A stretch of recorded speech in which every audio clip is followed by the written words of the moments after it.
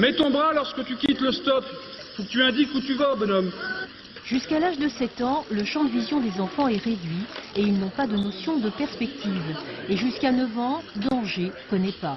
Autant dire que pour limiter les accidents et bien intégrer les enfants au milieu urbain, c'est très tôt qu'il faut leur inculquer des règles élémentaires en matière de sécurité routière. Ici, sur la piste routière éducative de Reims, ils sont plus de 10 000 chaque année à venir, dès la maternelle, prendre conscience des dangers. Au fil des années, un constat s'est imposé aux formateurs. Ce qui me frappe, c'est quelquefois le non-respect de certains panneaux qui nous paraît évident, nous adultes, et qui, eux, ont totalement oublié de leur connaissance. L'éducation se fait donc ici, avec des représentants de l'ordre public, mais aussi à l'école, grâce aux documents de la prévention routière, et en famille.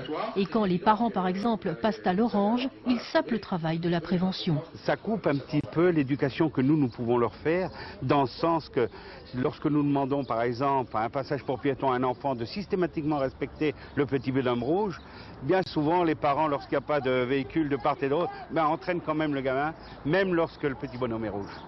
Après les tout-petits, il y a les préadolescents qu'il faut préparer, car en fin de 5e, les collégiens doivent décrocher l'attestation scolaire de sécurité. C'est une étape vers le brevet de sécurité routière obligatoire à 14 ans pour circuler à titre moteur. À Biarritz, 60% des victimes sont des jeunes, autant dire qu'il est nécessaire d'être à l'aise pour manier les engins, mais les premiers risques sont encourageants. C'est dur quoi, à tenir l'équilibre. Ça a vibré, puis après j'ai recontinué, puis ça allait mieux.